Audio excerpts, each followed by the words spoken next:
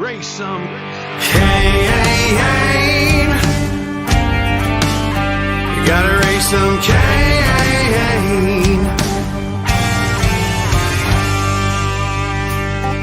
In the heartland where the faith runs strong, we've seen the shadows growing long. Watch those around us be deceived.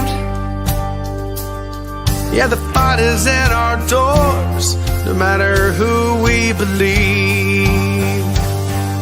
Corruption, lawless day and night, we'll speak the truth into the light. We'll bring the battle, heed the call, watch the whole thing fall. We gotta raise some Cain, show the lies, break some chains and make things right. Feel the power, be the change, time is now. We gotta raise some Cain.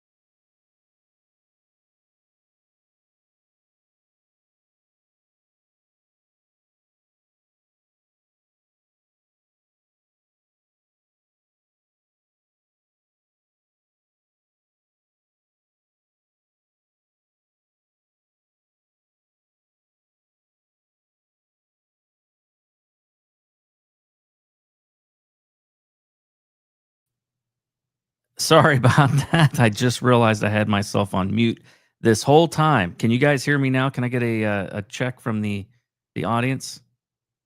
Sorry about that. All right. So, welcome everyone to the Raising Cain show. I am starting today. We're doing things a little bit different, and we've got a guest that is going to be joining us, but he's going to be joining us a little bit later in the show. So we will get to him when he comes on. And there's a lot going on right now in the world, and so I want to talk about that for a little bit while we're waiting for tonight. The thing that kind of strikes me about today is obviously today is U.S. Army Day. I served as a soldier in the U.S. Army, and so it's significant to me for that reason. But also today is Trump's birthday, and I think that obviously makes it kind of a special day. But why it's special to me is because today is the day that, and this was not planned, it just happened to work out on this day, but this is the day back in 2018 that I brought 458 pages of classified documents to Washington, D.C. that were in my possession. And this was, in accordance with the Inspector General for the Department of Justice, Michael Horowitz. I brought these documents printed out in a double sealed envelope and exchanged them with his senior deputy at the Church of the Presidents, also known as St. John's Episcopal Church across from the White House. So this day will always go down in history as a historic day for me, one that I always will remember, because that day as I left my house, my wife didn't know if I would be returning. I didn't know if it was going to be a setup and if I was going to be arrested on site or what, but it was a very scary moment and one that took a lot of courage to do.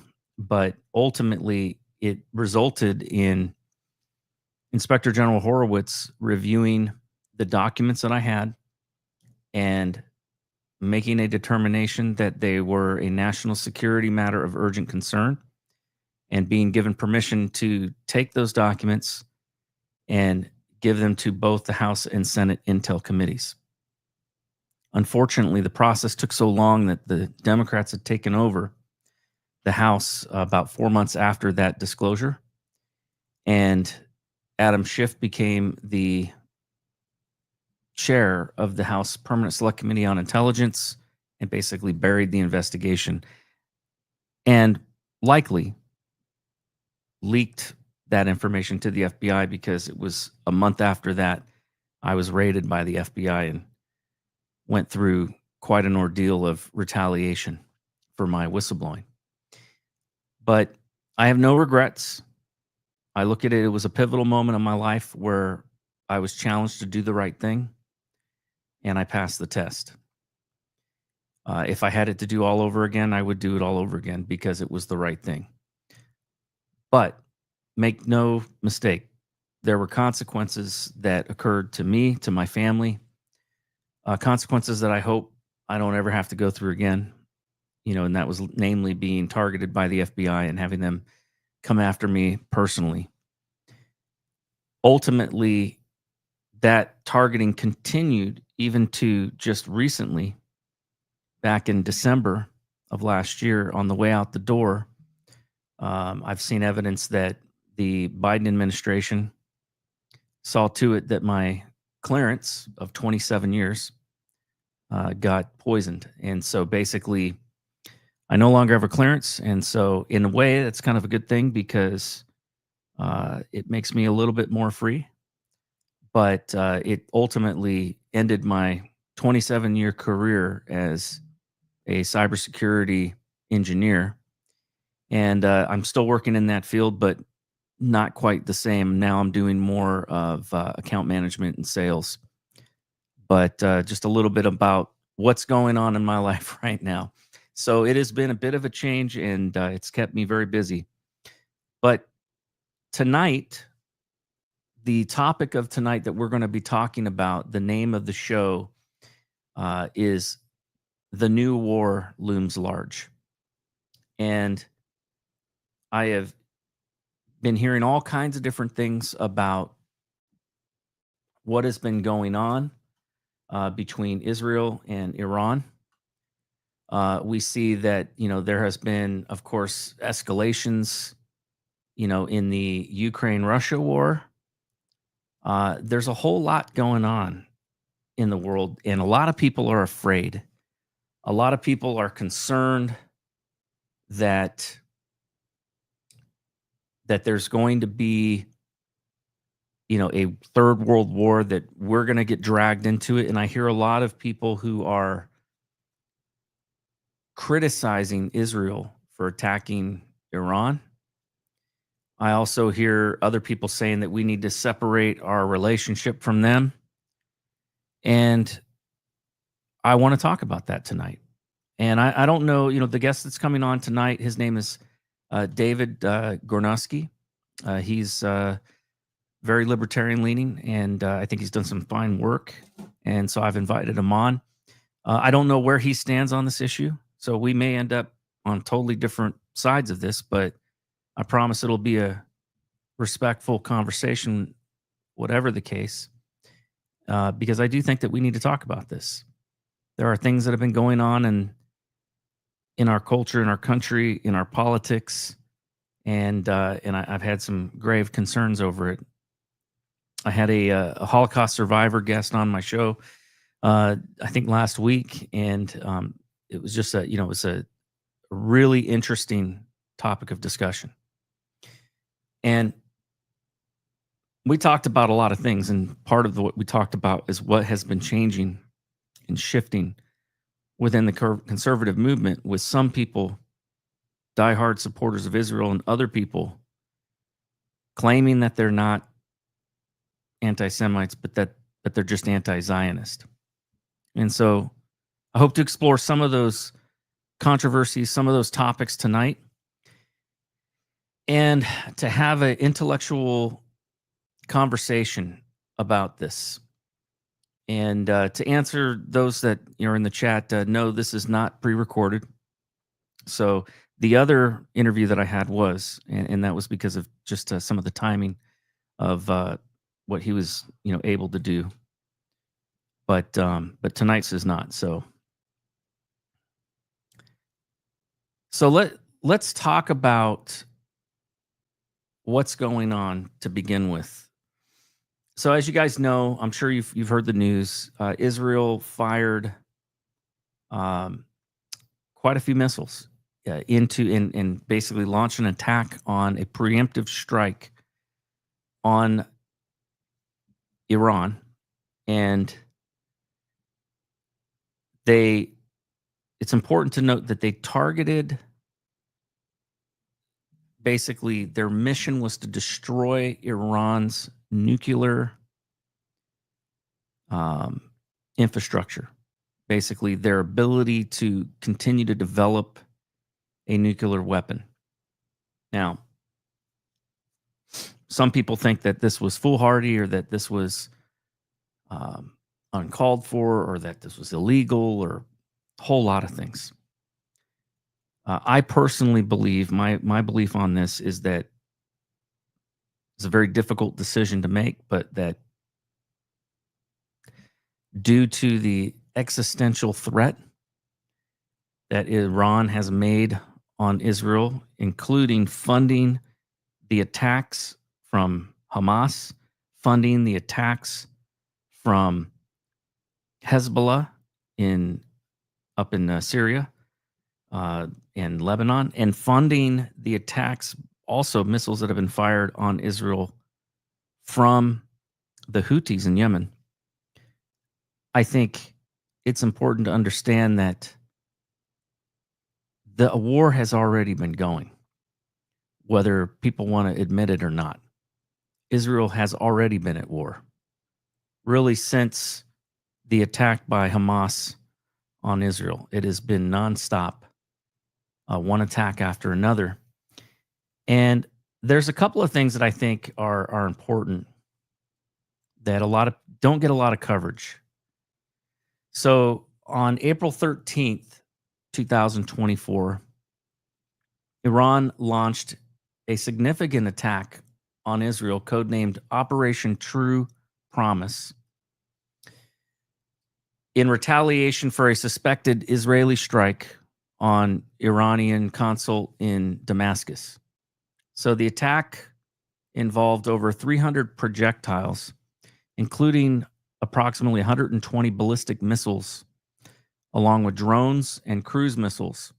Most were intercepted by Israel and allied US, UK, French, and Jordanian air defenses, with minimal damage reported. 5 of the missiles hit Nevatim Air Base, and 4 hit Ramon Air Base. So I think that's important to think about. Also, later that year in October 1st, Iran launched another major attack, codenamed Operation True Promise 2, firing approximately 180 to 200 ballistic missiles at Israel. This was in response to Israeli assassinations of Hezbollah leader Hassan Nasrallah, Hamas leader Ishmael Haniyeh and IRGC General Abbas Nilforasham. I don't know if I'm saying these names correctly, so forgive me if I'm mispronouncing it, but most of the missiles were intercepted by Israel's air defense systems, the Iron Dome, David Sling, Arrow. With the U.S. and Jordanian assistance, though some caused minor damage to air bases and civilian areas. One Palestinian was killed by falling debris in the West Bank because of this. But you're talking about a total of 180 to 200 ballistic missiles. In total, there's been approximately, over just the last couple of years, approximately 300 to 320 ballistic missiles across those two major attacks directly from Iran on Israel. Now, Israel on April 18th in 2024 retaliated. They fired missiles on Iran, but it was a limited retaliatory strike on Iran targeting an air defense radar site near Natanz nuclear facility. The attack was described as restrained, using drones and possibly a small number of missiles to signal Israel's capability without escalating further. It's about 10 missiles or drones, or lower than that. After the October attack on October 1st, Israel launched strikes on Iranian military and missile production sites in response to Iran's attack. So you see, this has been going on for a while now, and I'm just looking back just in the last couple of years. But you're talking about 60 to 110 missiles total that have been fired on Iran by Israel, and always in retaliation to attacks initiated by Iran. In addition to that, it's no secret that Iran has been very vocal about their ultimate goal of wiping Israel off the map, that they want to see them totally and utterly destroyed. They do not believe that that Israel has a right to exist or have their own Jewish state. And I think that's important to understand. So it should be no surprise to anyone who's got half a brain to understand why Israel decided to take out much of Iran's nuclear weapons infrastructure and much of their leadership as well. They decided they were done playing around and decided to take action. Now, whether that was done in conjunction with the U.S. or whether that was done unilaterally, I don't know. And I don't really care. Ultimately, I believe Israel's got to do what they got to do. But it is interesting today to hear comments made by some people who I really respect, like Tucker Carlson, who totally believes that we should, basically pull out of our relationship with Israel and have nothing to do with them. I disagree with them respectfully. I think that that's a misguided notion. I think Iran, since they're becoming essentially an Islamic socialist republic, they have been an enemy of the United States. And there was a time back in the 70s where Iran was very free. And people, and there's been a very large student movement within Iran that we've missed the opportunity on a couple of occasions to support, that would have changed Iran and turned it into a less threatening regime. It would have normalized the nation so that they could become a regular trading partner with others around the world. But they have a bloodlust because of corrupt leadership, because of a dictatorship essentially that's going on there. And I think that's important to note. Now, whether or not we get involved, I see that as kind of a separate issue. But let's not forget that when the Ayatollah Khomeini holds his meetings with thousands of, zealot adherents to Islamofascism, to use a term that I've heard many conservative commentators use, and I like that term because I think that really expresses what is going on in that country. We see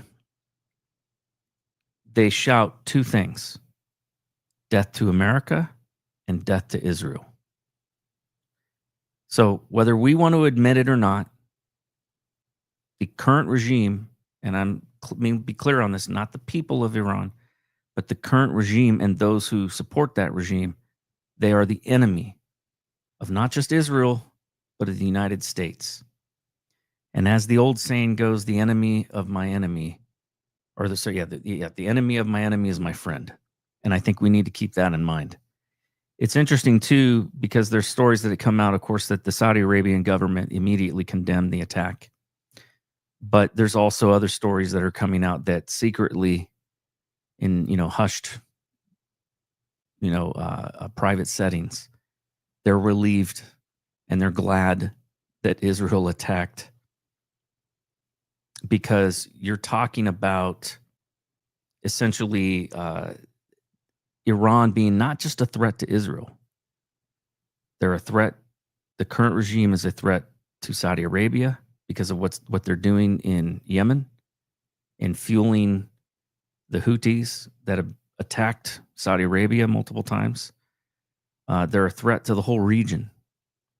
And I think that's why we're seeing what we're seeing. Now, there are some interesting things that I think are going on that could escalate this.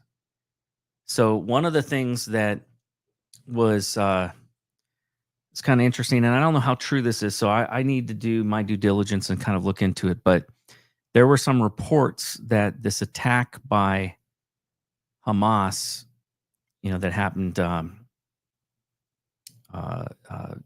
was that back in last October, I think?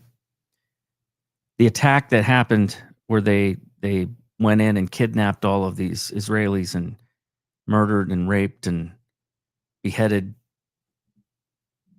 people and civilians. We got to remember that's what happened, folks. This was not your typical war. They attacked the kibbutzes, basically a bunch of hippies living in communes. These are, people who traditionally were very supportive of the Palestinians, wanted to help them, kind of, woke. But yeah, that's who they attacked. That's who they raped, murdered, kidnapped. And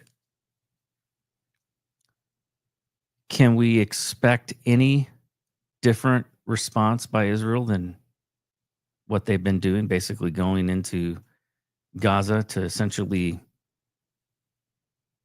eliminate anybody working with Hamas? So I think it is a very complicated issue, because I do understand where the fear comes from. I understand the concerns that this could lead to a provocation of a third world war. I do see what's going on with Russia's alignment, and I don't like it. I think that some of what's happened with Russia was caused by the Democrats, going back to Obama, and their, basically incessant, accusations against Russia about everything in Russia, and, their claims that they helped get Trump elected, which is nonsense.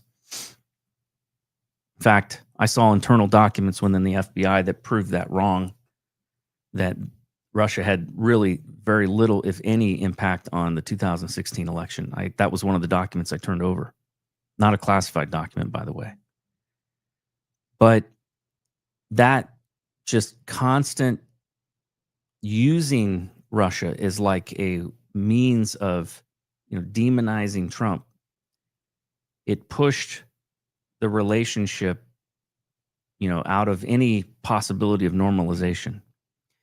It pushed Russia into the arms of China, who is another adversary, to our country. And I think in the end, I think that is, look, you've got a war going on right now with the Ukraine and with Russia, and you've got North Korean soldiers who are participating in that war that are basically supporting Russia.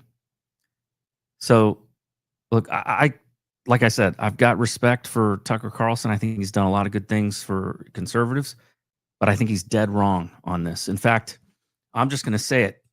I think anybody that thinks that we at this stage, with the way things are right now, can have any kind of normalized relationship with Russia, with China, with Iran, with North Korea. I think we should hope for that. We should desire for that. We should try to bring that around. But at the end of the day, I think that we're talking about, we have to look at things from the standpoint of reality. Whether we got there due to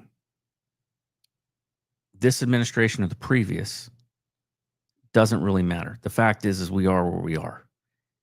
And we've got this access of powers, if you will, of Russia, Iran, North Korea, China, all having very close ties. And that concerns me. It concerns me, seriously concerns me. And, and to be honest with you, I have concerns about Turkey as well. And what scares me about Turkey is the fact that Turkey has made statements when Israel was bombing in retaliation. They were bombing Lebanon for attacking them, and Syria for attacking them through Hezbollah. You had Turkey's president Erdogan saying that he was basically making threats about invading Israel. What concerns me about that situation is that you've got Turkey, which is a member of NATO. Where does that put us with our alliances and with the agreements that we have? So I do think that we are facing tumultuous times. There was a report that part of what had happened with the within Israel was actually brought on by what was fueling a lot of the attacks against Israel last year was fears of Israel having had shipped a red heifer or a group of red heifers. Now, again, I've got to confirm this, whether it's truth is, but what I'm hearing is that there were statements made by some of these groups that their fear is that Israel is going to try to take out the Al-Aqsa Mosque to rebuild the temple. So it's really interesting stuff. I think we're living in almost prophetic times here. And I see all these alliances happening between different nations. And so anyways, our guest has joined us. So I'm really interested in having him come on and talking with us. To give you a little background about him, and I'm going to just bring him up here.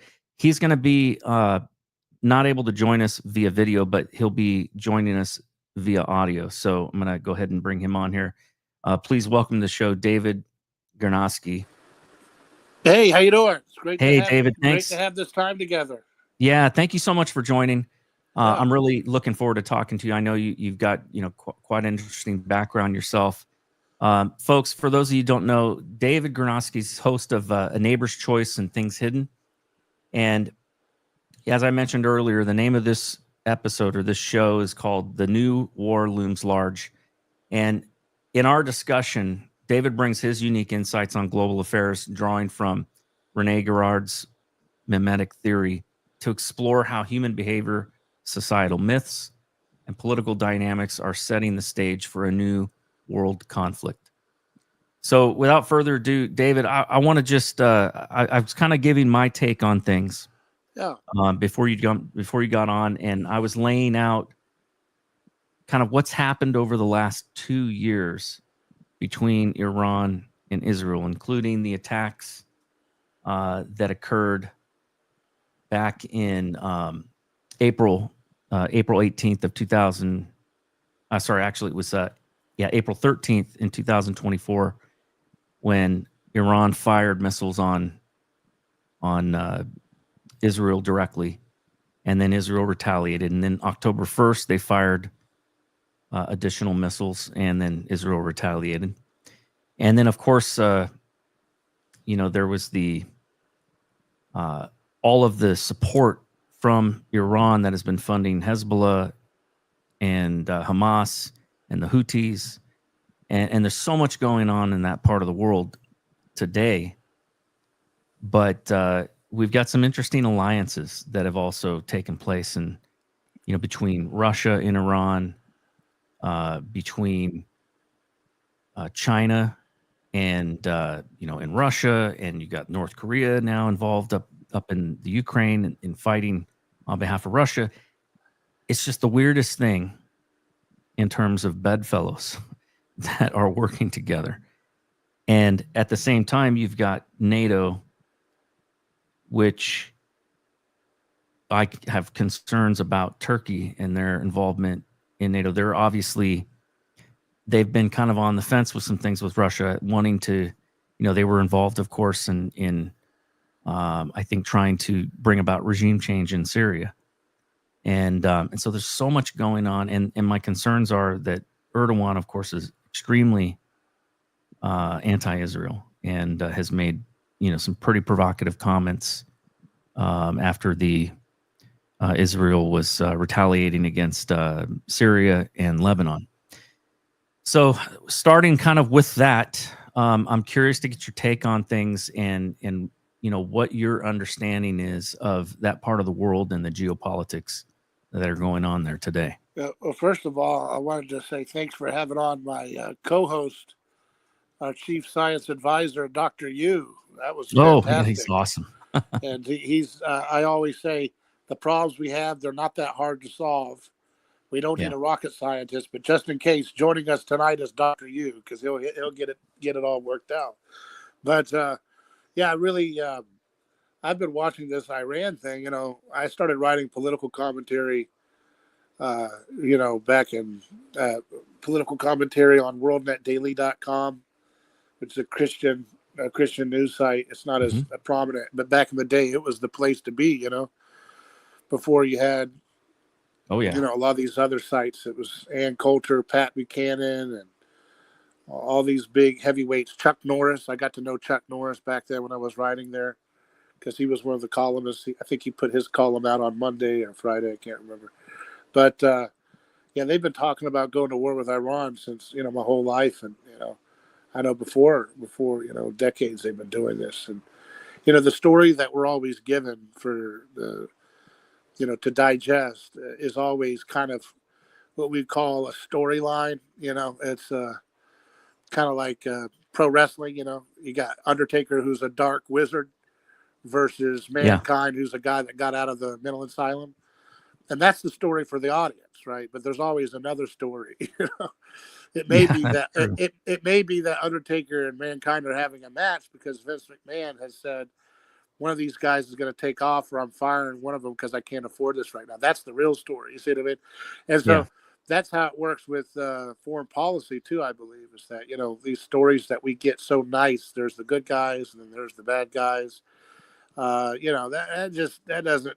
the storyline that you're sold for the mass consumer audience. That's to keep you busy and placated. But the real story, I think, is more complicated than that, and I don't think we're under any obligation. I'll just say it right up front that we're under no obligation to pick a side with Jeffrey Epstein's network. We don't have to do that, and I love the people of Israel.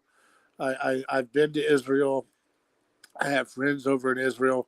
Nobody wants anybody to be hurt or harmed. Nobody wants people to be picked on because of who they are, but this Iran issue could have been solved a lot longer. They have pushed Iran as if it's this bloodthirsty thing, and anybody who's ever watched the plot line would realize that they've jumped the shark about they've been jumping the shark on this issue for a long time ago. Remember, they had Ahmadinejad, and they said Ahmadinejad, that was the president of Iran back in the 2000s, and he was waiting for the imam to come out of the well, like that girl from The Ring. Remember that movie? Yeah. He wait for the imam to show up, and now he's going to start dropping nukes on everybody. It never happened. He's like a librarian now that does sports commentary on Twitter. I mean, come on. They've been hyping this stuff up for a long time, and there's a lot of reasons why. The British used to run Iran. They created a group called the Savak, which we helped the CIA and Mossad helped train these people, and they were a torture group under the Shah that was very brutal and vicious. And the people of Iran were tortured and harmed, and they were brutalized by many, many decades of intervention into their country. And I think it's kind of a disgrace that we think of, and I understand the point. I don't like the oppression of the Iranian regime. I'm not a fan of the Ayatollah, but the folks who have kept him in business are the neocons like Lindsey Graham, the people who have been calling for these wars forever. They're the ones that kept Ayatollah in business because his population is very young. They're very pro-Western.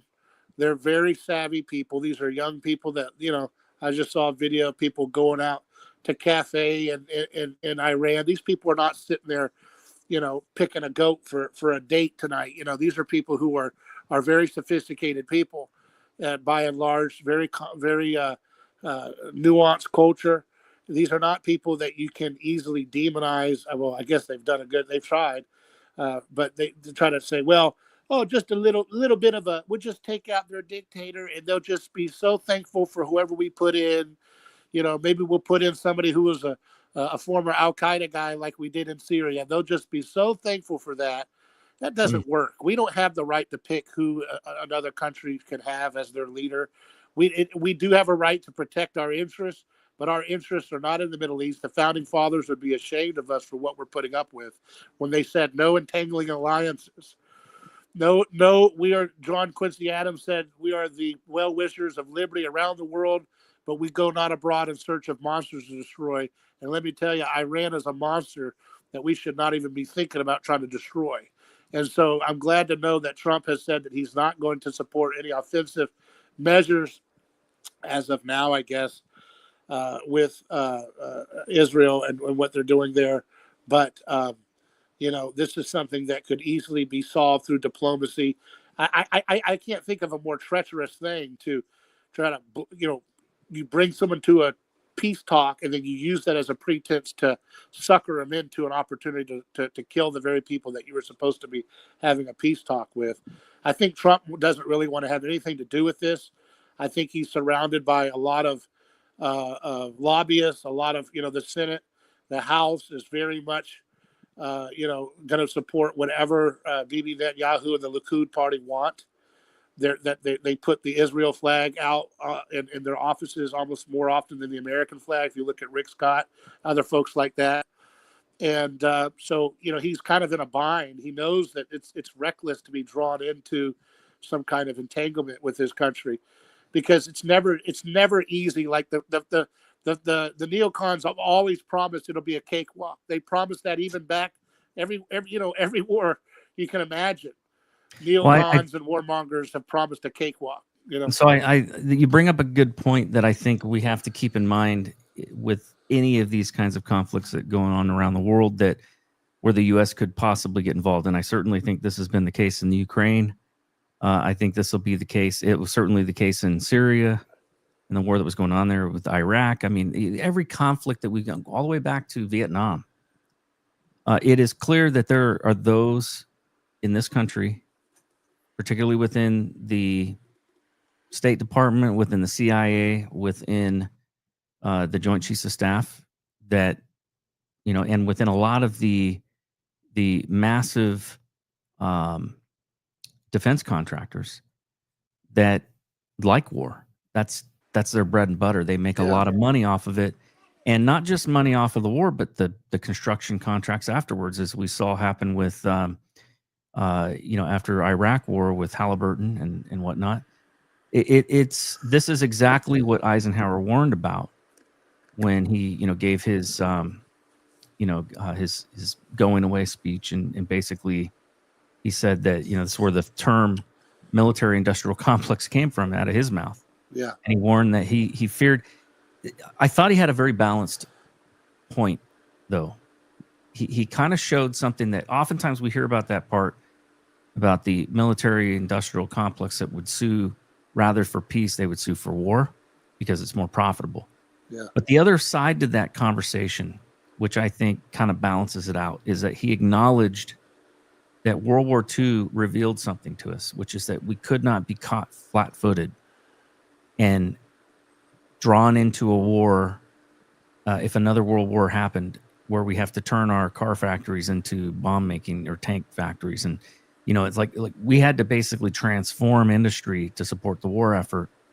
And it did a lot of irreparable damage, to industry, to contracts, to jobs, all kinds of things. And he felt like we needed to have an armistice industry, but he feared where that would lead. And I think he was right on both facts, or on both matters. It's kind of like, I look at like this issue with Israel and Iran. In my opinion, one of the big problems is and just to quote Ahmadinejad himself, 2005, at a speech at the World Without Zionism, he spoke and said that he wanted to wipe Israel off the map. There's been this animus at Israel wanting to not allow them to have a country, and that without a doubt. And I've worked with some people that were friends of mine that were, I had a friend of mine that was from Iran, and he was very anti-Semitic, and he was also very hateful of the British, by the way. In fact, he said that there's a saying in Iran that all the world's problems are caused by Britain. And so, but I also, so I've seen that. I've seen where there's just, obviously you've got a concern that a lot of people have, I think, which is that, Israel has a right to exist. They have a right to defend themselves. So where that line begins and where it ends in terms of what the U.S.'s involvement is. I mean, I think Trump did a majorly great thing with the Abraham Accords, and at least stopping, the bringing normalization at least to the relationship between Israel and Saudi Arabia, UAE, and Egypt. And I think there's more that could be done in that way. But we know that there are other things that are going on too. Like Saudi Arabia came out and condemned Israel for bombing, Iran publicly.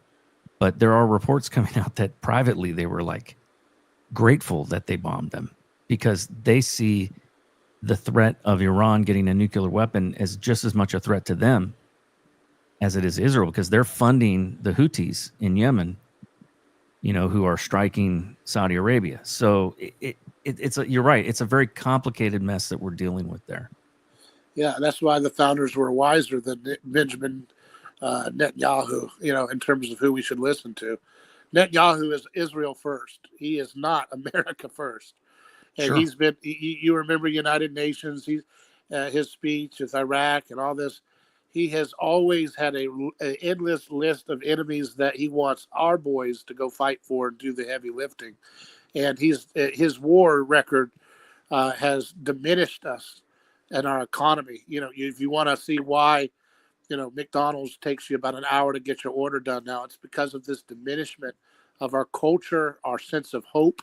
We're cynical because we've been bled out by endless wars on behalf of people like Benjamin Netanyahu, and he's enjoyed a very, very nice collection of conservative influencers who have had his back at the top of the list of conservative media and evangelical media that has really created a cocoon of, in my opinion, disinformation that has led us into wars that should have never happened. The founders would be absolutely shocked at the things that we've gone along with. And there's been a lot of deception to get us into, oh, we have to take out Assad. Assad was protecting Christians. Now we have a guy who was a former Al-Qaeda. Iraq, Saddam Hussein was no cakewalk, nice guy, but he also was someone who was stabilizing the different factions there between the Shias and the Sunnis and the and some of the Yazidis and Jews that lived in Iraq and in Syria. It seems to me, unfortunately, that the Israeli government and the American deep state there in the city of London, which I think Iran's probably not far off in that thought about the troubles that the city of London have caused to the world, including our own right now. But they have been using us as a kind of pit bull to do all of, I think that the absolute contempt that these governments have for the American people, our treasure, and more importantly, our children's lives, and the torture that they go through with PTSD, the slaughter. All of these wars were sold to us on a lie. Oh, if we just get rid of Saddam Hussein, they will have a Jeffersonian republic in Iraq. That was a disaster. And they did that with Syria, Afghanistan. Well, in Syria now you've got Christians being slaughtered there because of the new government that's there. Where's Bibi Netanyahu to defend them? He doesn't ever go to our aid. He's always dragging us into the latest thing. He goes and he's like the guy at the bar. He picks a fight with the big dude, and then he runs behind our pant leg and says, "Oh, come on, America, you got to help me now."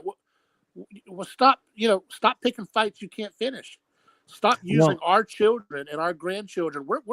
Our currency is going to collapse by and large because of of people like him. I think our currency. I think the issues there stem largely from we built up a currency based on the petrodollar, and now with the BRIC nations, basically coming together and saying we're not having it anymore, and they have every right to do that. Yeah. It's gotten to the point now where, Saudi Arabia is willing to accept, oil with other people's currencies, and so that's gonna drive a ton of U.S. dollars that's in circulation back into the U.S. It could drive. There's a lot of concern about it driving us into hyperinflation. So, but it's hard to know. I mean, you hear people warning about things, and then you don't see them happen. Yeah, I mean, I don't know about our dollar in relation to other central banks is probably in a better position by a lot, but the hollowing out of the middle class is largely, I would blame that towards our military adventurism, our $1 trillion a year foreign policy. Yeah. I was just looking. Speaking of which, I mean, I was just looking at the numbers. In the last 2 years, we have spent, let's see here, according to the latest estimates, anywhere from $2.3 to $2.34 trillion on our military budget, and that includes our own defense budget as well as foreign aid. From October 22 to October 23rd. So for fiscal year 23, that's where the latest numbers are. Total foreign aid was $71.9 billion, of which Israel got $3.3 billion, nearly all in military aid, and Ukraine got $17 billion.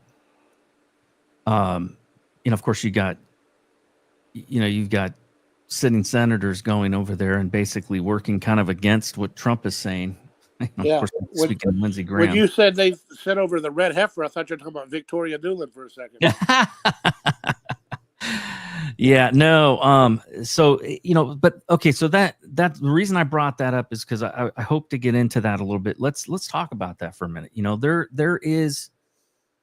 There are those that I have found, and I, just to kind of, in all disclosure, where I kind of fit in the thinking on this is I'm a Christian, and I do believe in biblical prophecy, and I do believe that that there are things that are going to to come to pass that are going to involve wars and against Israel and things like that. and I certainly don't want us to be on the wrong side of that. but at the same time, I am not the evangelical movement, which I would consider myself an evangelical, although I'm probably not an orthodox evangelical. But I am somebody that believes, in the second coming of Christ, but I don't believe that we should be working to try to bring it about. Yeah.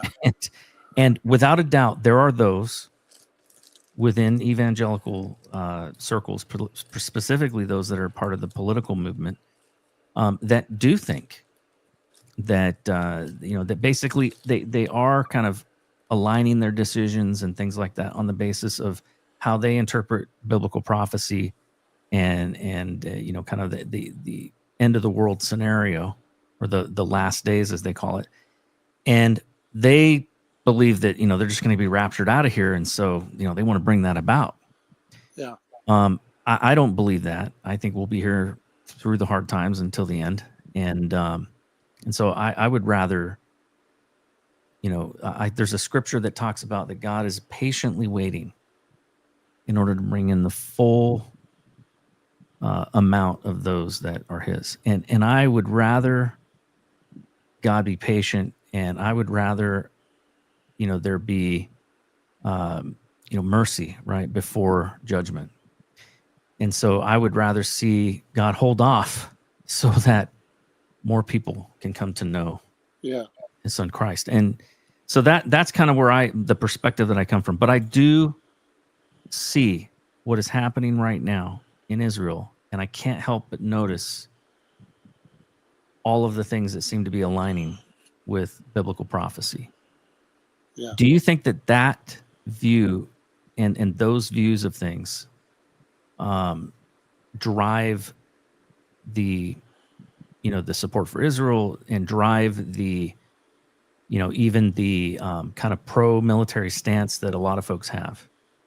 Yeah, I do. I think you really strike at the very core of the problem, in my opinion. I was raised in the evangelical community, and I still consider myself sympathetic to a lot of the things, but I no longer share those views. I used to be very much persuaded by some of those ideas, but I don't think that that's the direction that that we actually need to go. So tell me a little bit about, like, how did you come to know and understand your perspective there on yeah. Well, it's kind of interesting. So I would say, I back during the Bush years, right? I was young, and I think I was in high school, and I'm 50 years old now. But back then, I was naive and still believed that our government told us the truth. I don't believe that now. I think that most of what we hear and what we see is probably, at best, flavored in a way to push an agenda one way or the other. But so I've become quite skeptical of what the government says. I've definitely am skeptical of what the media says. But I kind of went from being a hardcore Bush Republican that totally supported the war in Iraq, because I believed, like most of the world believed, that Iraq had weapons of mass destruction. And I still think that there might be some truth to them having some chemical weapons and things like that moved into Syria based off of things that I've read and things that I've seen. I can't really get into, but nonetheless, the way they were selling it was like nukes, and that wasn't what was going on. They got us into that war. I think it was completely on false pretenses. And afterwards, and after the fact that when we went in there and we spent, our lives and our treasure, and, I saw, between two Gulf wars, and I joined the military, was in the U.S. Army. And so I got to know a lot of Gulf War veterans and guys that were over there.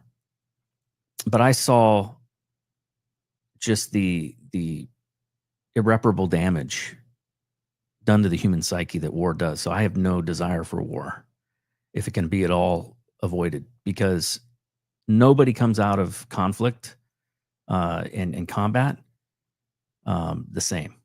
It just doesn't happen. they come out, with damaged psyches, and I think it sets us back as a nation. I think it sets us back because of the amount of money that we spend and the lack of progress that we make in other areas that we could be making during times of peace.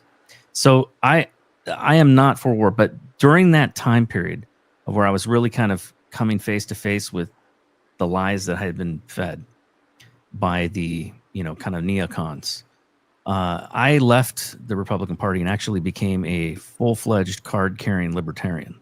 Well, And I began to explore all of those areas of libertarianism.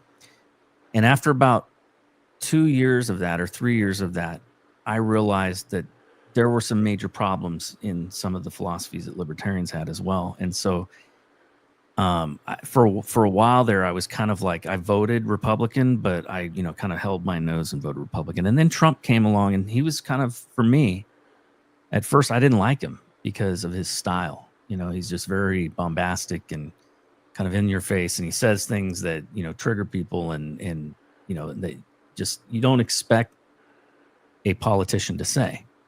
But having been in the military and known a lot of people from New York, and particularly people from Queens and Brooklyn, I kind of understood where he's coming from, and I kind of understood his ethos, and so I wasn't as offended by it as a lot of people are.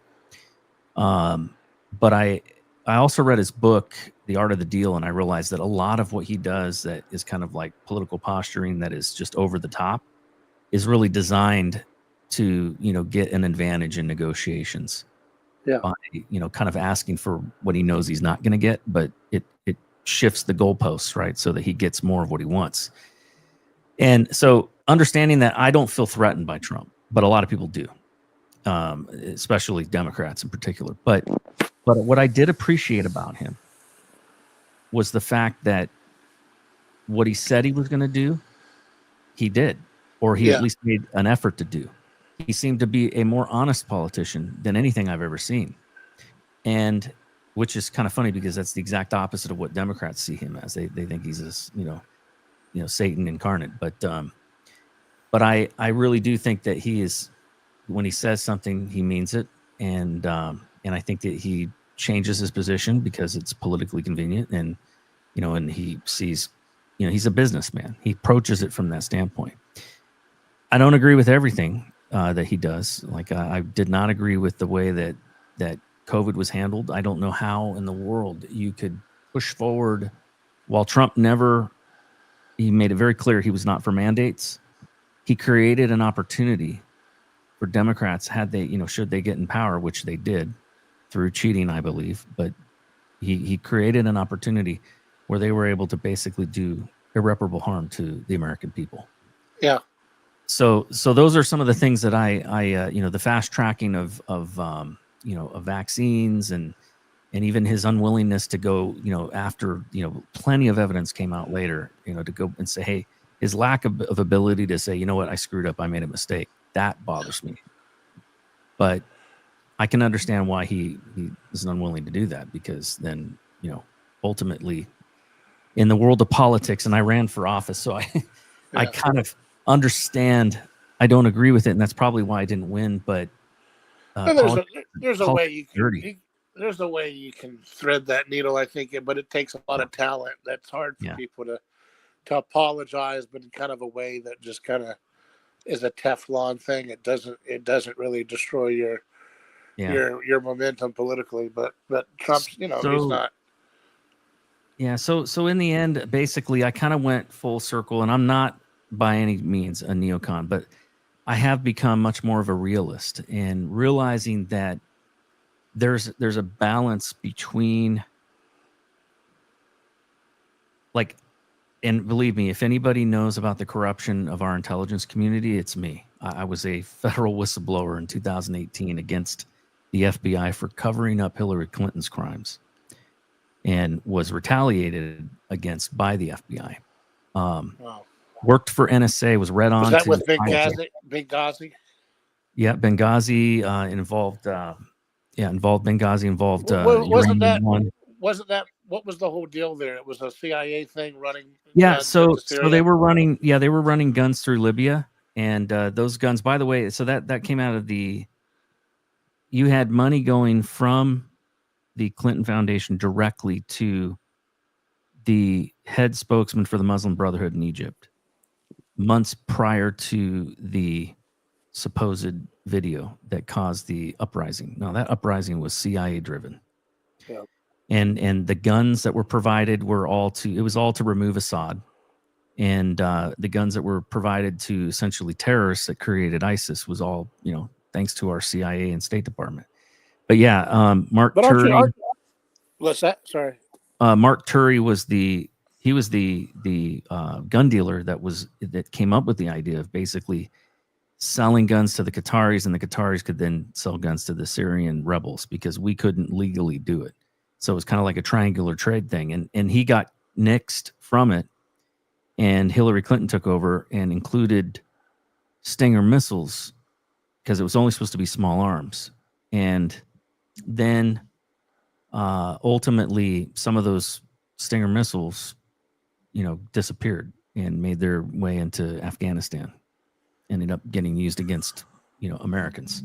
So so all of that data, all of that information, Ambassador Stevens was well aware of.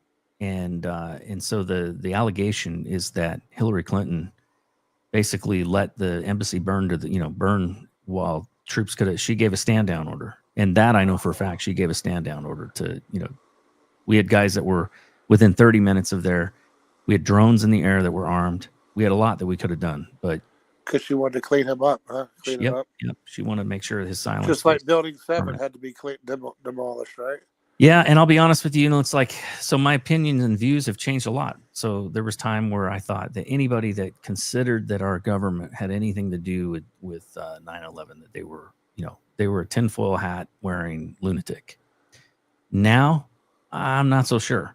I mean, it's like my whole sense of reality. So, but where I was going with this is that as a realist, I do see that we have a role to play in the world. The United States needs to be a leader, and I don't think we need to be the police of the world. Let me make that clear. But I do think that we have to be engaged. We can't be like we were post or pre, World War I, pre-World War II, where we basically just see the world go on fire and we ignore it until we get drawn in. I think we have to do what we can through diplomacy, through strength. Like I like the Teddy Roosevelt, his thought of speak softly and carry a big stick. Yeah. I kind of see that our role in the world is basically supposed to be the adult in the room that says, hey, using things like sanctions and stuff like that to basically say. We've been the exact opposite, though. So yeah, I think if we're going to get biblical, we have to understand this is biblically, we can see this coming a mile away. You cannot. Sure. And I think this idea that we have to be involved, it's always, I'm not saying you're saying this, but it's always used as everybody's saying, oh, let's not be a world's policeman, but we have to be involved. And the line between the two is very murky and obfuscated because, again, I don't think we should have anything to do with being involved with a war with Iran. It's so insane to me. You look at how much hell we have created all over the world, how much chaos. Libya. You talk about the children and the child trafficking there. We've got Epstein network controlling so much of our politicians. I do think that's going on without a doubt. So how can we? Yeah. You've got such a thoughtful, nuanced approach. I'm surprised that you're still kind of holding one foot in that world. I think you need to take the plunge right out of there, because so here's where I kind of come at it from a pragmatic standpoint. I do like, and it kind of sickens me at the same time when I see for example, Lindsey Graham, who's just all gung ho for war. He sees it. I believe that he thinks he's doing the right thing. I believe that he sees us spending money in the Ukraine is in fighting these proxy wars is that, and I feel that he probably feels the same way about Israel, is that we can basically weaken our enemies through other countries without us having to be directly involved. And I think that's what he sees this, military aid going to But why are they enemies? You know, Russia begged and begged and begged to be friends with us. They wanted to be a part of NATO. In the area of Russia, I 100% agree. I think that we did not have to be enemies with Russia. In fact, I saw like the relationship normalizing would have normalized, but what the basically what the Democrats did was they turned Russia into the great Satan of the East, and they basically said Russia, Russia, Russia, and Russia was responsible for Trump getting elected, and Trump's in bed with the Russians, and they did everything they could to prevent Trump from being able to build normalization in relations with Russia. Had we done that, had it gone a different way, I think we would not be looking at a war between the Ukraine and Russia. I mean, for one, the whole reason like that war really was due to the United States CIA involvement in overthrowing a duly elected pro-Russian government in the Ukraine. What about Iran? Well, we overthrew, right? Mossadegh. And put the Shah in there. Yeah. Well, the thing is that with Iran, why do we always get an excuse? Why do we think that we're the indispensable nation? Well, because we watch cowboy movies in our childhood, that we think that, not you, I'm just saying the general ethos is like, we get to do whatever the hell we want, and we would never tolerate any of this if it was done to us. But yet we overthrow Mossadegh, and then we assume, oh, you're just supposed to just go along with whatever we want. How about you do the Gaddafi option? Could you do the Gaddafi option, Iran? Why not do that? It's a great deal. You'll just be like Gaddafi. It'll be great. Who would take that deal? It's the stupidest, the dumbest foreign policy I've ever conceived. Well, I don't know. So I feel like Iran is a bit of a different. I think that so one thing, I don't think that Russia has the religious zealous ideology driving them. I think it's more of a nationalistic pride and that kind of thing. And I don't think that Trump has any problem with that, as long as, you're not, trying to, if everybody's nationalist and looking out for their own interest, I think he's all right with that. But the thing with Iran that's a little different is that they do have, a cult like following of the Ayatollah. And there's no doubt that, that they don't, I really don't think that they want peace by any means. I think that they want a caliphate. They want to. Yeah, but the 90s, they reached out to the Clinton administration many times trying to do peace. And then after 9/11, they thought they had a shot again. Their record seems to indicate, and they have different wings too that get in power, the hawkish ones. But they have indicated a long record of, like I said, let's just start the ball game in the 90s, started in 2000s after 9/11. They went out of their way. Hey, we'll help you with Al Qaeda. Hey, let's make friends. In the 90s, hey, let's have a trade deal. They kept getting squashed by Clinton and squashed by George W. Bush, just like Russia was treated unfairly by both of them. So it's our government is not a sovereign nation. We're not a sovereign nation. We are occupied by globalists and people. We call them internationalists, globalists. They run our country. Trump is permitted to do some things, but he's not a sovereign president. He is not sovereign. There's he has this limited window he can move in. Yeah, I mean, it's kind of it's ironically it's ridiculous. These guys that are claiming the No King's Day. Trump, he wishes he had that kind of power. He doesn't have that kind of power. Clearly, look at what the courts have done to thwart basically everything he's tried to do. Right. So I do think that we've got a problem in our own country with the corporations and with the globalists. And part of that is that this corporatism, which is not capitalism. What we have in this country is crony capitalism at best. Right. But it's really globalist corporatism. And the problem that I see is that you've got countries, or not countries, you have companies that are multinational companies that have no adherence to or no loyalty to a nation state. And And I think that that's a problem. I think we need to relook at the way that we allow, corporations to operate, to be honest with you. I think that's a big problem. And while I do agree that globalization can be a good thing for some things, and this is where I would differ from, say, like a pure-blooded free market capitalist, is that as long as there's two things. One, as long as there is any kind of trade barriers in a country, I agree with what Trump is doing in that we have to have tariffs to basically counteract. Like, basically, we got to use tariffs in order to basically get rid of those trade barriers. Right. And that's how he's been using it. He threatens with big numbers and eventually brings them to the table, and we end up with a better deal than what we had. It's not perfect, but it's better than what we had. But I think that there is a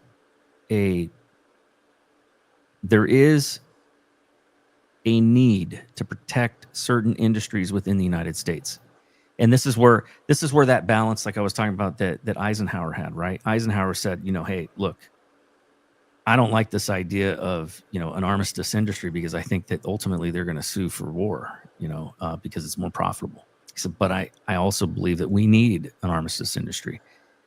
And I think the same is true with I don't like, for example, government subsidies, right? But if we've got to maintain, if it's the difference between us having farms being able to stay in business in the United States or having to outsource all of our food production, I would rather subsidize our farmers so that we don't have food production going overseas.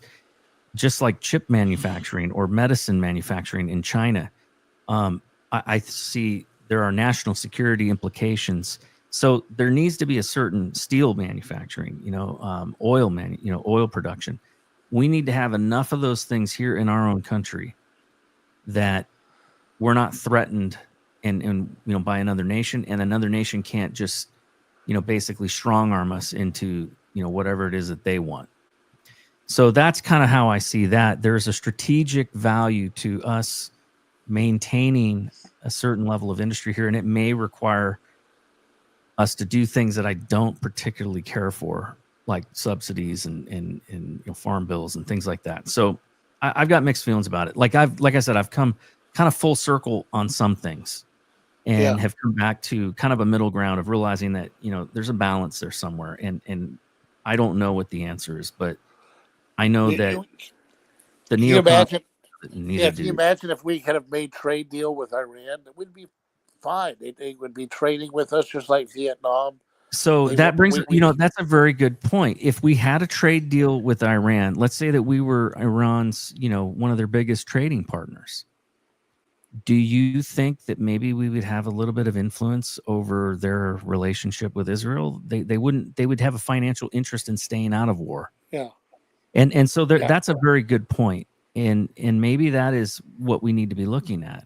But I think that Bibi is way more the aggressor here in the current context of what's going on. I think the guy, if you've seen the tapes where he says I control America, America's not a problem. He's a very arrogant supremacist.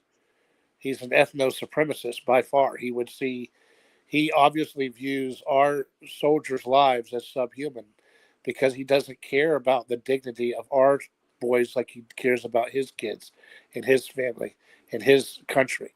And we have been an easy dupe being used by him to do his dirty work, just like he wants us to do now. All his proxies in the media, Mark Levin and Hannity and everybody, they've been saying this for decades.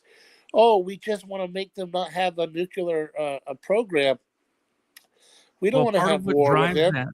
Part of what drives the allowance of that kind of behavior, though, right, is, and this is where, if we want to put ourselves into a position of having more influence over Israel, we have to recognize, first of all, that a lot of what drives that kind of like our military aid and stuff like that is like we give billions of dollars in weapons, to Israel, but then we make them buy them from us. So like we give them, so we basically are funding, we're giving them aid, and then but they have to use that aid to buy weapons from American companies. So there's lobbyists that are basically involved in those decisions. Like, you've got major defense contractors that stand to make a lot of money because the aid is given to Israel for military aid, but then we tell them you have to spend this on buying weapons from the United States. So that provides jobs, and this is the way that neocons think. That's going to provide jobs. It's going to keep our military strong because we can't fight wars all the time. So in order to keep our armistice industry going, we got to sell weapons to other countries, and so that's how they do it. Yeah, I'm So, curious. I'm curious what you think. If we have the amount of energy that we could actually produce ourselves here at home, we don't need to be in the Middle East at all. And then the only thing 100%. left to be in the Middle East for it would be because of somebody's theological views about Israel. So if you were to take that off the table, would there be any reason to stay involved with Israel and all these endless wars for you? Like if you were to come to a conclusion one day that the Bible, the biblical Israel is not the same as the United Nations Rothschild creation, of what we have, the modern state of Israel. That's not the same thing. If you were to come to that conclusion, would you still want to be involved with Israel as much? Is that the thing that kind of keeps you wedded to that? Without a doubt, that is a big driver. I will admit it. I look at it that the scriptures that talk about that those that bless Israel will be blessed, those that curse Israel will be cursed. I don't want us to ever fall into that other category. What scripture are you referring to there? Deuteronomy? Or yeah, you're talking about with Genesis?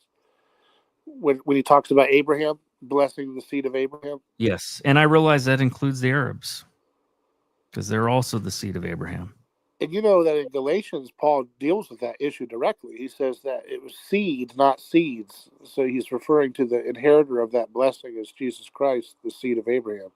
And he says it's not many people, as in many Jews, but one person, as in Jesus Christ, is the inheritor of that covenantal promise that Abraham was given. Therefore, the conclusion that Paul makes is that that's what the Israel that's referred to in that passage. And therefore, it's actually ironic because that means that those who bless Jesus and his body and his church will be blessed. And those who curse Jesus' mission and his body on earth will be cursed. And that includes the people in Israel who have spit upon Christians every time they come to worship Christ in that land. So it's really ironic, isn't it, that we've contorted ourselves to this this irony of ironies, where actually the Israel that's referred to explicitly by Paul there in Galatians, and he deals with it in Romans, is actually the Christ himself. He is the receiver of that Abrahamic covenant. He literally says that in Galatians chapter 3. Well, see, I would differ in one respect that I do believe that the old covenant, I think there's a new covenant that exists because of Christ that we fall under. But I do think that the old covenant is still in place. So I don't see anywhere where it says that has been abolished. So in other words, that covenant with the land and with the people of Israel, I do believe still exists. So I just think that we're best off not being on the wrong side of that. But that doesn't mean that we have to support every policy that Israel has. I do think that we can use and flex our power as a world leader, to try to, bring about peace. But how can you do that if you're going to continue to fund, the weapons, programs, the weapons development programs, and all of that, like everything that we have done? And this is the problem. Even if Trump wanted to do the right thing, even if he wanted to bring, peace between Israel and Iran, there's no way that I just think that the neocons are going to allow that.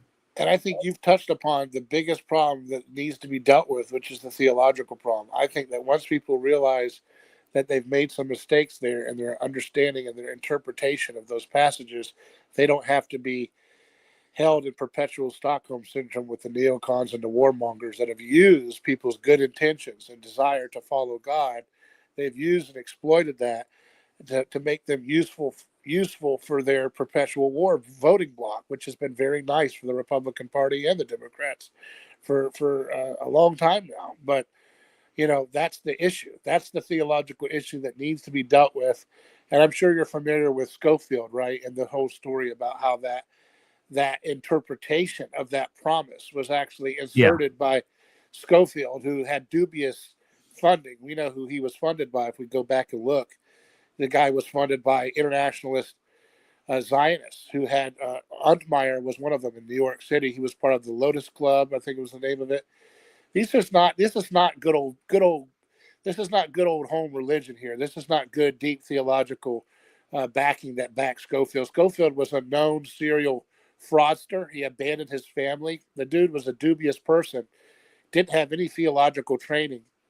Somehow his Schofield Reference Bible becomes the de facto printed Bible because he had big money behind him who had political interests, and their interests were very clear. My biggest issue with Schofield has been, he is really behind the dispensationalist viewpoint of where God is operating in this, realm, and then, or during this era differently than in this era. And to me, I think that's nonsense. I think that that has driven, it's caused a lot of problems in a lot of areas. Now, obviously, that has been a huge factor in, kind of the Christian Zionist movement. And I would consider myself a Christian Zionist in the pure sense of the word, in that I believe that the Jewish people have a right to have their own nation in Israel, because I do believe that covenant still stands.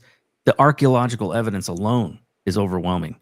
And the fact that archaeological evidence about what about the Jewish people, being that their history goes back to the land of Israel, as where it is right now, is really that's kind of irrelevant if you're looking at it from the standpoint of should they have been given the nation. But fact is, they have a nation. They fought a war to defend that, and miraculously survived, being attacked on all sides. So I see it as what's done is done. They have a country. Whatever the borders are right now, that should be accepted internationally. But there clearly are those who will not accept that. And that's where that's where I have a problem right now with countries like Iran and in Hamas, for that matter, is like they've been under attack nonstop. Have you heard of David Ben-Gurion? Yes. He's like their George Washington for Israel. Yep. He said in his own historical writings that the inhabitants of the land, the Palestinians, were largely the descendants of the Jews during what we would have known as the Second Temple period. So, I mean, that's the thing, is that even their own founding father, Mr. Zionist himself, recognized that those were.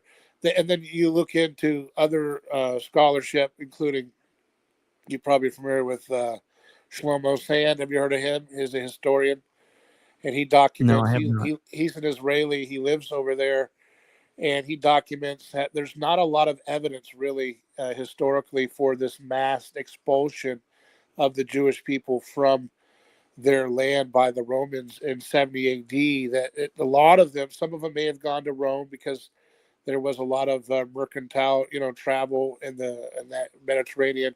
But that after 70 AD, a lot of them stayed, and that's the ones that David Ben-Gurion is talking about. That over time there is admixture. Not that God is a respecter of people's DNA as to whether He loves them, but there's a lot of admixture of people that came in and conquered this and that and this and that. But really, we're looking at with a lot of the Palestinians they have just as much, if not more, blood connection to Jesus and His own people 2,000 years ago. So it's a real irony that we're in this situation where we're concerned that God's not going to bless us if we don't bless Israel, while we may in fact be harming His own descendants, if that's the way we're keeping a record of how someone is Israel or not. I would consider. I think this gets really complicated, when we get into the ethnos part of it. But that's why I think it's more clear to just stick with what Paul and the Bible actually teaches. I don't see, it's interesting. The old covenant concept. I'm not familiar what tradition. It's awesome that you recognize the era of dispensationalism, because dispensationalism surely has wrecked a lot of people's theological directions. Absolutely. It But I denies think, the power of the Holy Spirit in this generation, which I think yeah, has just been yeah, very yeah. But I think it's still there's this heretical. larger problem, like you've indicated, and it's not not criticizing, but I do think it's a concern that people are just so concerned with God's displeasure if they don't kind of give a general, not I know it's not literal. There's, like you said, there's room for disagreement, but Sure. this general kind of blank check to whatever Israel wants to do, whatever their angle is on every war, whatever their, let's just kind of, like you said, let's not bet on anything else against that. And it's just, to me, such a tragedy, because we may in fact be killing the actual the Well, original Jews that were there. The crazy thing about it, and this is what's really sad, is we Christians have more in common, with the other Abrahamic faiths, Judaism and Islam, than we do with, say, Hinduism. And yet there seems to be more hatred and violence, within those three different groups. And it's not always that way. I mean, I have Muslim friends and I've got Jewish friends, but it seems to me that there's without a doubt, there's something that pervades, and I think it goes back to World War II. The Nazis were all over North Africa and the Middle East. And I do think that some of their propaganda and their ideals, or the things that they were pushing in their agenda towards the Jews, I think that made its way into many of those countries. It seems to me like, if you read the Quran, for example, right? In the Quran itself, it calls Christians and Jews the people of the book. It recognizes that we're, essentially cousins. But when you look at like the Hadith, which is not part of the Quran, but it's accepted by some of the Muslims in the Middle East, by many of them. The sword verses, Surah chapter 9, it gets into basically those that you cannot win over to convert to Islam. You're to, basically convert them by the sword. So anybody that takes that literal, I don't see how we could ever have any kind of agreement with them, or how we could ever, trust any kind of agreement with them. And so that's really where I kind of see the problem, is that as long as there are nations that are going to be ruled by, by theocracies, I think we're going to have a problem. And Israel is not a theocracy. It is a secular government. Now, I do think that they are ethno-nationalists without a doubt, but they also have Muslims that live in their country, that are citizens in their country, and Christians. And so I do think that is, and they don't pay extra. And Iran has practicing Jews in their parliament. So I mean, they're a surprising nation too. It's just not. I think it goes back to what we said at the beginning. It's just a complicated story, and I do appreciate how nuanced and careful you are at slicing and dicing and assessing all the facts. And really taking. I can see a lot of tremendous wisdom in your experience that you've used to analyze these things. I just think that we got to, there's so many different areas that we're pulling from at the same time, theological and historical and all these different fields of knowledge, and they all flow in like a river or tributaries, kind of in and out, political philosophy, all these things. And I'm glad to know that I think the era of dispensationalism is winding down, and I think the era of neocons is winding down. And I think we got to really rethink some of these presuppositions that we still, our country still largely shares with some of those ideologies that may also need to be deconstructed and cast aside. What concerns me and what worries me right now, I have no no expectation of any kind of logic or reason from the far left these days. I mean, they've gone off their rocker. But what concerns me is that within the conservative movement, I'm seeing, not just a challenging of what our foreign policy should be towards Israel, because I think reasonable people can come to different conclusions and believe that, hey, we need to take a step back, or we need to engage, or, I think that there are reasonable positions. Not saying all of them are correct, but I don't think anybody really knows what the answer is. But what I'm concerned about is I am seeing a rise in like World War II Nazi propaganda that's actually being pushed on social media, and people that are actually denying that the Holocaust ever existed, things like that are happening even on the right, and that concerns me. Yeah. What are your thoughts on that? Yeah, I think those collectivist ideologies are they're kind of like it's like we keep replaying the same mistakes over and over again, trying to get into these things. But I think that a lot of the actions and the attitude that the Israel lobby has had and has not done the average Jewish person any favors in America in terms of making an environment. When you say, for example, like Nikki Haley, that to criticize Israel is anti-Semitic, what have you done? And that's not just her. I think that gets thrown around way too much. I agree with you on that. Yeah.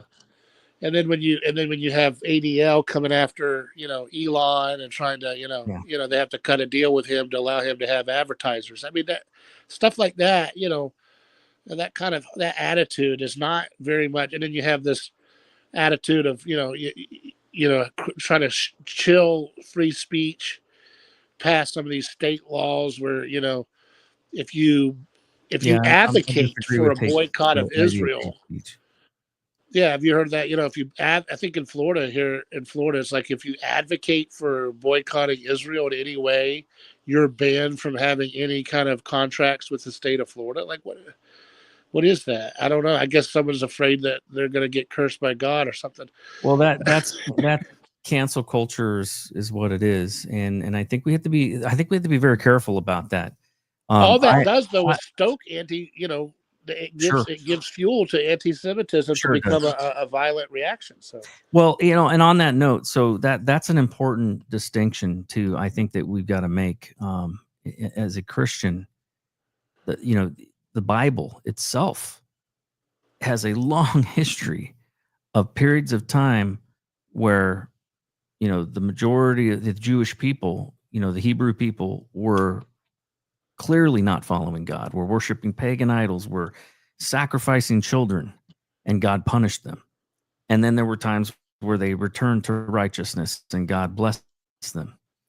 And that is, I think, one of the central problems, quite honestly, is the fact that the word Jewish applies to not just an ethnicity, but a religion. And so you've got ethnic Jews that are atheists. Hell, you got ethnic Jews that are Satanists. Yeah. But you also have ethnic Jews that are Jews religious-wise, and those that are various flavors of Jews. You've got Orthodox, which the ultra-Orthodox don't even believe in the nation of Israel. So it's really weird, the mix of things that are going on. And so it's easy to stereotype all Jews as a collective when they're not. Right. In fact, the people of Israel today are a lot of people think of Jews as being white. Well, maybe Ashkenazi Jews are, but Sephardic Jews aren't, and Ethiopian Jews certainly aren't. In fact, you go to Israel today, and the majority of people there are brown. So it is a very strange thing, that the diversity of the Jewish people. And so the tendency that I see is for, particularly amongst those that are racist, without a doubt, that have a racial animus towards the Jews, is the tendency is to think that all Jews believe the same thing, or that they all feel the same way, or that they're all like, the grand Jewish conspiracy, that they're all involved in, controlling the banking world or whatever.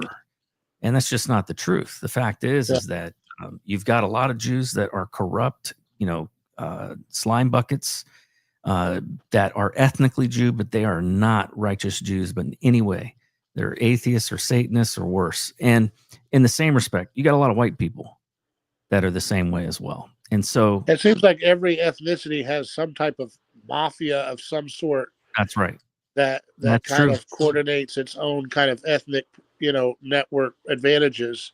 Yeah. And, you can find, I'm Polish. I'm sure there's a Polish mafia somewhere in Chicago still, right? And, yeah.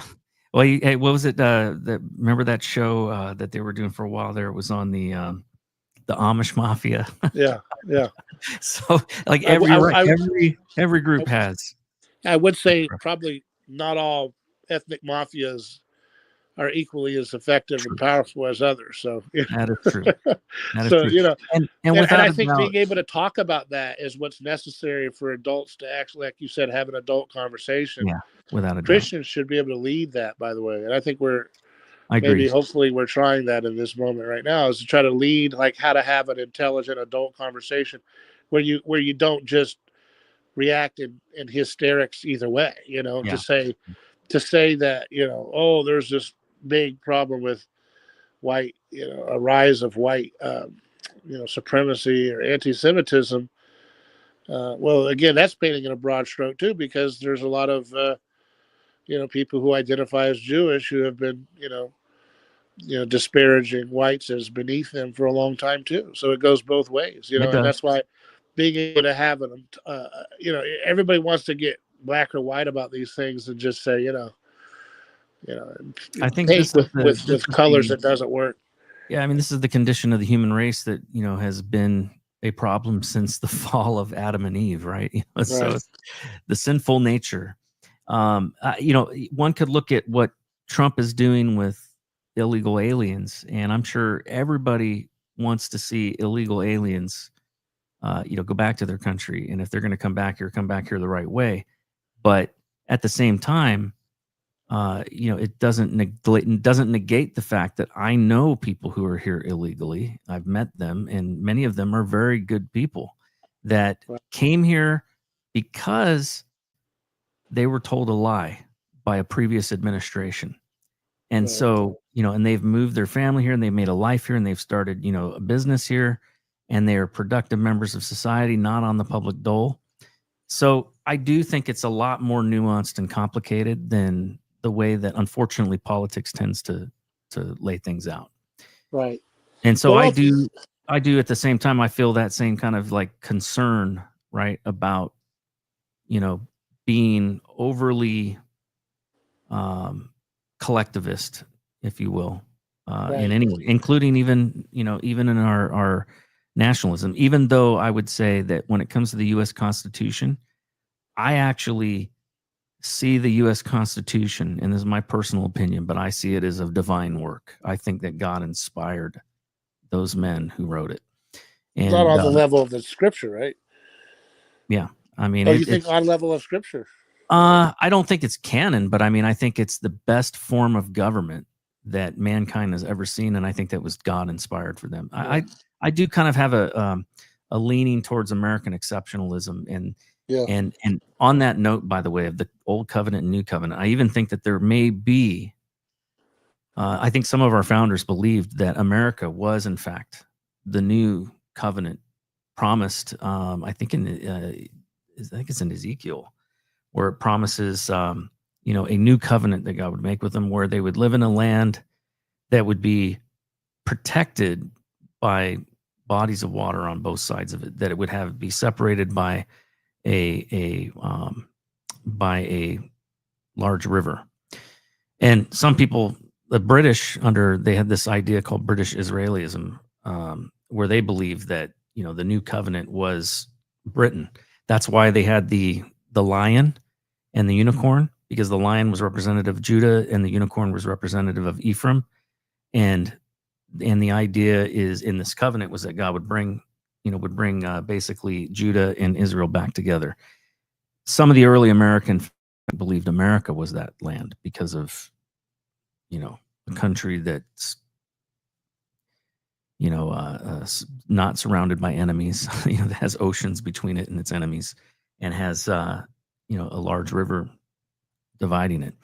So it's kind of interesting. I do kind of wonder, it seems to me that like when you look at least from the standpoint of Christianity, America, for all the sins that we've committed, and we certainly have committed many, we've exported without a doubt. When you look at Hollywood and you look at abortion and other terrible things, we certainly have exported a lot of evil around the world.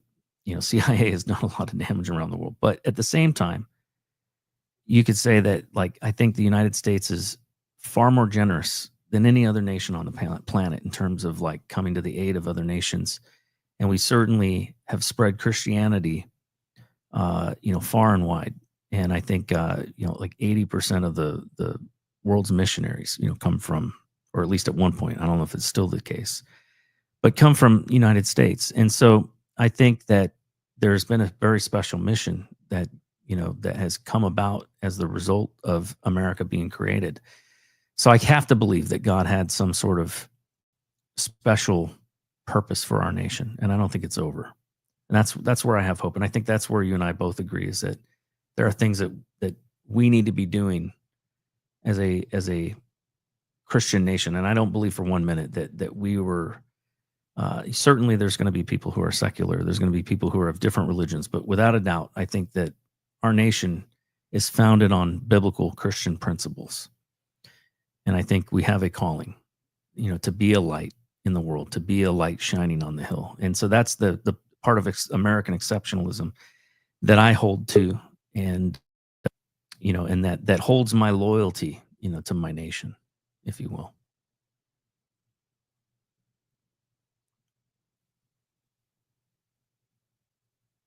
David, you still with me? Uh-oh, I hope I didn't lose his audio here. Well, we're just about getting ready to kind of wrap things up. David, if you're still with me, go ahead and chime in at any minute, but I'm not hearing any audio coming from you.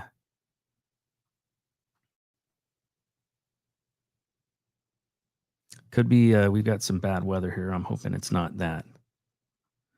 Well, I'm going to go ahead and close us out in prayer. It's been a very enlightening and very good conversation, and I hope to have more conversations like this, because I think this is what's needed, to get us out of this place of insanity where we are just jumping on whatever political bandwagon that exists. We've got to be able to talk about these things. We've got to be able to have reasonable, rationed conversations about these things. And as I always say, I like to close, my, oh, hold on. I got a private chat message. Oh, David, I'm not hearing you. Are you, is your audio, it doesn't show muted, but I'm not getting your, try going out and coming back in. Maybe that might do the trick. I'll hang on until you come back in, because I do have a final question for you. Oh, it says you're in the backstage. Oh, hold on. There we go. It must have dropped out. Can you hear me? Yep, I can hear you now. Oh, great. Yeah. Yeah, you had a question, you said? Yes. So just kind of starting, I want to wrap things up here, but I wanted to ask you, we've talked about a lot of things, and I always do this with my guest. I always like to ask my guest, what's the most important thing that you want people to take away from our conversation? I think it's that the call for Christ is to not give up hope on the ability for the whole world to discover the kingdom of heaven, and be a part of the kingdom of heaven. And that, I think that America can be a great influence, greater than ever before, but it won't be through the barrel of a gun. It won't be through cynical networks of financial and military coercion. It'll be when we actually obey what the Bible says and put not our faith in princes and kings and all this, but rather see greatness perfected in what is considered weakness by the world. And that weakness is an ability to look at the opportunity for coercion and domination through the sword and to say, no, I will not do that, which is what Jesus Christ did on the cross. And that way that he demonstrated on the cross is not just isolated for his time on the cross and history, and therefore we can go ahead and continue to be belligerent pagans. No, we have we're not just a opportunity, but an obligation to follow and imitate Jesus's refusal of the sword to achieve greatness, which means when we have endless energy, let's leave it with Dr. Yu. When we have endless energy too cheap to meter that Christians bring to the world in America, when we have elemental transmutation, where we're creating new elements or repurposing trash to turn into rare earth elements so we don't have to mine or fight over mining access deposits. When we have 24/7 energy panels that don't require sunlight to harvest energy around the clock. And we're doing this and we're creating these things by Christians who love their families and are not practicing nihilism and cynicism. Yeah. That will change the world when Christians realize the power that they can have in what is considered perceived weakness. And what I mean by that is power made perfect in weakness also has an application to this time we live in today, where there's such a bedazzlement for political power and political coercion, political wars. Well, that's how we'll show we're going to protect the world. No, we can protect the world by unleashing innovations in a nonviolent way in the marketplace of ideas and culture and technology. And we should be curing cancer right now. The Manhattan Project for Cancer is something I've been working on with my show, where we're assembling all these people doing fantastic work with metabolic approaches to cancer. Yeah. These are the things that Christians should be hard at work doing. And imagine if we spent all the money that we spend on wars on doing something like, finding better resources for energy or finding, absolutely, curing cancer, or, there's so many things that we could be solving if we weren't wasting so much money on. Absolutely. And I think we want to care for all lives. All lives are important. We want the Israelis to be safe.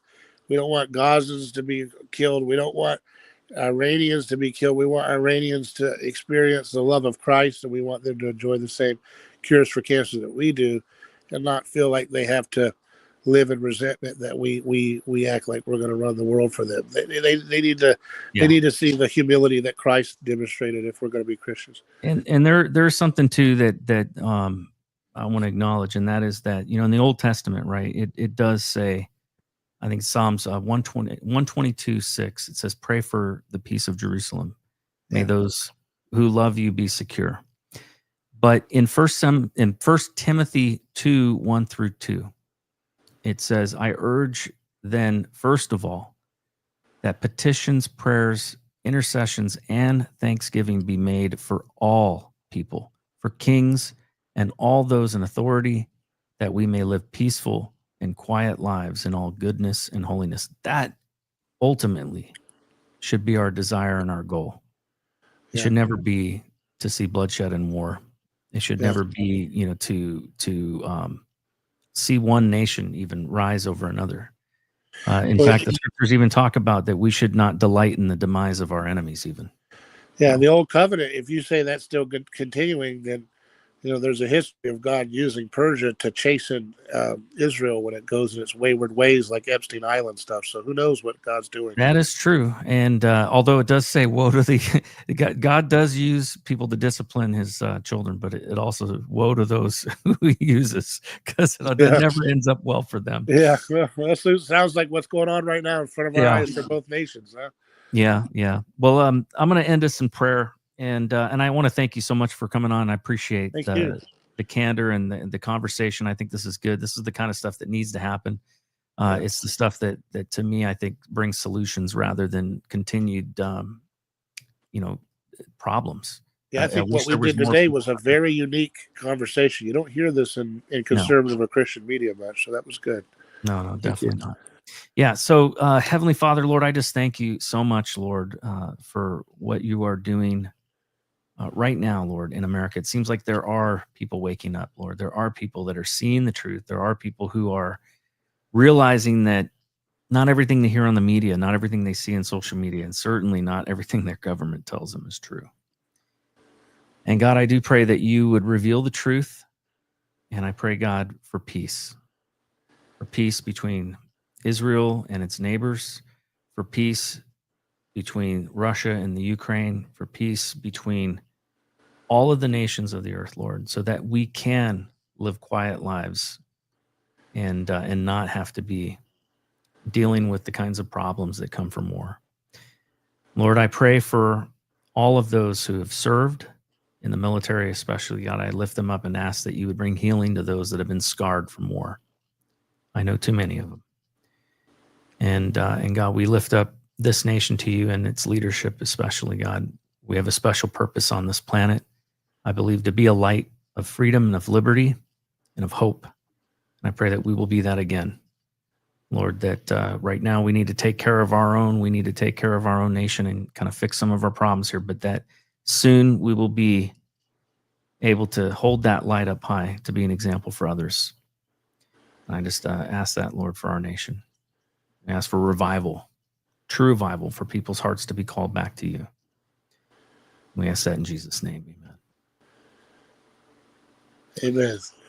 All right. Thank you for your time. I really appreciate it. Thank you. And I want to thank all of those of you that joined. We have over 2,000 people that were live watching the show tonight. And I want to thank all of you, and God bless all of you and the nations that you come from. And may God bless America. With that, have a great night. God bless. Raise some Cain. You gotta raise some Cain.